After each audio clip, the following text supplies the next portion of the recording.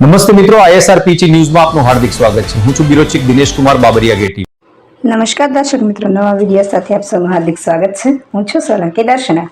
તળાજા તાલુકાના દરેક ગામમાં સ્મશાન દિન કરવા રાષ્ટ્રીય દલિત અધિકારી મંચ દ્વારા નાયબ કલેક્ટર તળાજાને કરાયેલ રજૂઆત। ભાવનગર જિલ્લાના ગ્રામીણ વિસ્તારમાં દલિત સમાજના સ્મશાન દિન કરવામાં નથી આવ્યા। આઝાદીના 75 વર્ષે પણ દલિતોએ સ્મશાન માટે લડત કરવી પડે છે।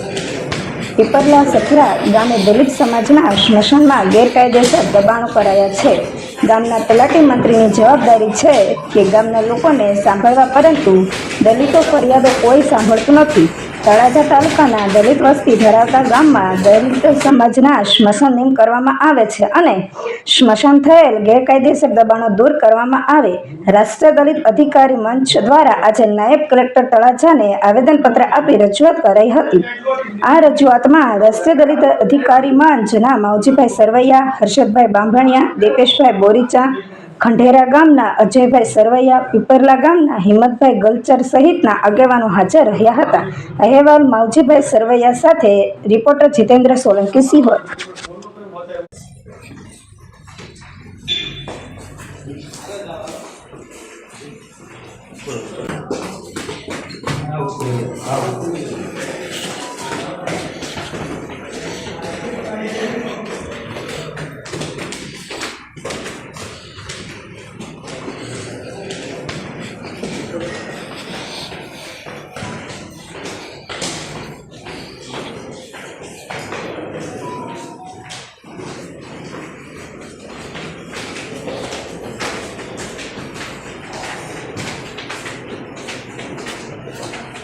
નામ સાથે આજનો કાર્યક્રમ શું હોય? મારું નામ માવજીભાઈ સરવૈયા, રાષ્ટ્રીય દલિત અધિકાર મંચ ગુજરાત રાજ્ય।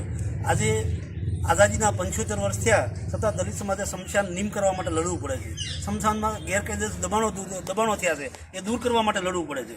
પીપલા ગામમાં ગેરકાયદેસર માટીનું ખનન થાય છે, સ્મશાનમાંથી માટી ઉપાડી લીધી અને ગેરકાયદે દબાણ થાય છે। આ બાબતે વારંવાર રજૂઆત કરવા છતાં એ લોકો સમજ્યા નહીં। આજે અમારે માનનીય નાયબ કલેક્ટરશ્રીને આવેદનપત્ર આપ્યું છે કે તળાજા તાલુકાના દરેક દલિત વસ્તી ધરાવતા દરેક ગામમાં સ્મશાન નિમ કરવામાં આવે અને નિમ કરવામાં એનું કારણ છે તો એની ગ્રાન્ટ મળે અને બધા સુવિધાઓ મળે।